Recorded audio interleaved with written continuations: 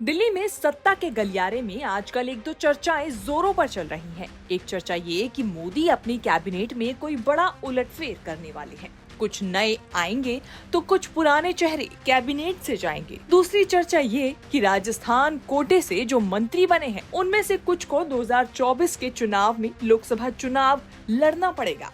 विदेश मंत्री एस जयशंकर का नाम भी इसी कैटेगरी में लिया जा रहा है, लेकिन अब लगभग लगता है कि जयशंकर राज्यसभा टू लोकसभा वाली लिस्ट में थे ही नहीं।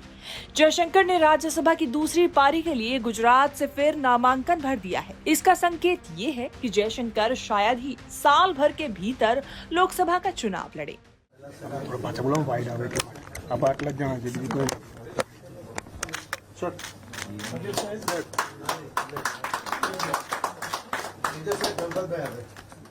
सुब्रमण्यम जयशंकर कभी राजनीति में थे ही नहीं, राजनीति में होते भी नहीं। अगर खुद पीएम मोदी ने 2019 में दोबारा पीएम बनने पर जयशंकर को खुद फोन न किया होता, मोदी ने उनसे पूछा नहीं था, सिर्फ बताया था कि आप विदेश मंत्री हो। 2019 में जयशंकर संविधान की शपथ लेकर देश के विदेश मंत्री बन गए।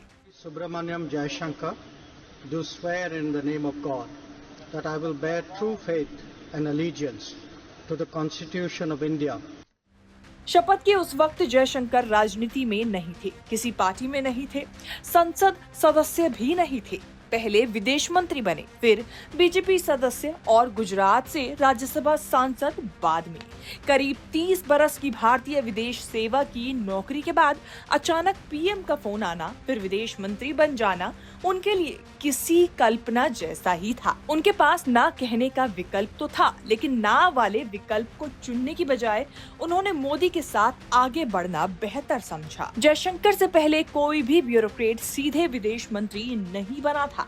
पीएम मोदी की एक फोन कॉल ने जयशंकर को फुल टाइम पॉलिटिशियन बना दिया। ऐसा पॉलिटिशियन जो आज जमकर मोदी की तारीफ करता है और मोदी का विरोध करने वाले राहुल गांधी की जमकर खबर लेता है। जो आपका जो सवाल था वो राहुल गांधी वाला, देखिए उनकी आदत है कि वो जब बाहर जाते हैं कि वो देश की आलोचना करते हैं, हमारी राजनीति के बारे में टिप्पणी करते हैं। तो जो आपका प्रश्न है कि दूसरों पे इसका क्या असर पड़ता है, अब दुनिया हमें देख रही है और दुनिया क्या देख रही है? दुनिया देख रही है कि इस देश में चुनाव होते हैं, चुनाव में कभी एक पार्टी जीतती है, कभी दूसरी पार्टी जीतती है। तो अगर देश में डेमोक्रेसी नहीं है तो ये ऐसा परिवर्तन तो आना नहीं चाहिए ना। हर चुनाव का रिजल्ट एक ही होना चाहिए। वैसे 24 का चुनाव रिजल्ट तो वही होगा, हमें पता है। हाँ, पर अगर आप देखें जो ये पूरा नैरेटिव जो है, ये हमारे यहाँ एक देश में नैरेटिव बना है, और जब ये नैरेटिव देश में नहीं चलता या कम चलता है तो इसको बाहर ले जाते, और उनकी अपेक्षा है कि बाहर का सपोर्ट जो है वो देश में चलेगा। मुझे लगता है कि यहाँ आम नागरिक जो है, जो देखिए हमारे यहाँ जितनी भी आप बीच में, हमारे यहाँ डेमोक्रेसी है, आपका कुछ भी होगा, मेरा कुछ भी होगा, आपकी पॉलिटिक्स कुछ होगी, हमारी कुछ होगी। हमें देश में जो करें मुझे इसमें कोई इतराज नहीं, पर मुझे नहीं लगता कि बाहर जाके देश की पॉलिटिक्स को बाहर ले जाना देश के हित में नहीं, और मुझे नहीं लगता कि उनकी क्रेडिबिलिटी उसके कारण बढ़ेगी। एक फोन कॉल से विदेश मंत्री बन जाना अचानक नहीं था। इसका बैकग्राउंड 8 से 9 साल पहले तैयार हुआ था। 2011 में मोदी गुजरात के चीफ मिनिस्टर थे और जयशंकर मनमोहन सिंह सरकार के समय चीन में भारत के राजदूत हुआ करते थे। चीन में जयशंकर मोदी की मुलाकात हुई थी। मोदी ने जयशंकर से भारत चीन के बीच कॉन्फ्लिक्टिंग इश्यूज पर ब्रीफिंग मांग ली। जयशंकर के लिए ये हैरान करने वाला था, क्योंकि एक चीफ मिनिस्टर के लिए चीन पर रिपोर्ट मांगना अनकॉमन था। 3 साल में देश की राजनीति पलट गई। 2014 में मोदी प्रचंड बहुमत से पीएम बन गए। मोदी को देश के साथ साथ चीन से लेकर अमेरिका तक निपटना था। तब तक जयशंकर अमेरिका के राजदूत बन चुके थे। मोदी के लिए कॉन्फिडेंस का फैक्टर था ये कि जयशंकर है ना।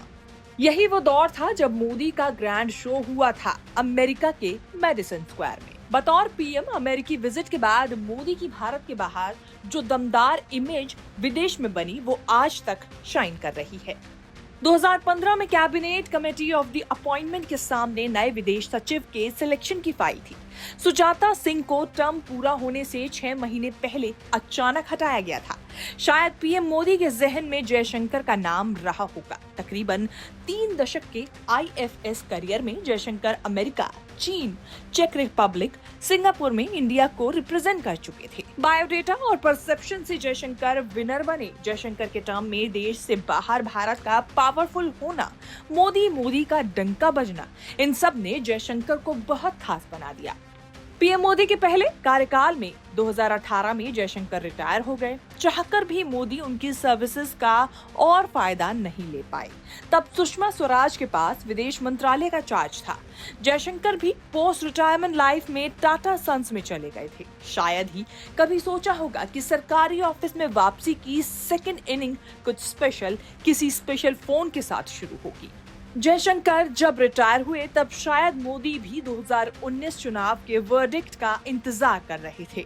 2019 का वर्डिक्ट मोदी को और पावरफुल बनाने वाला था।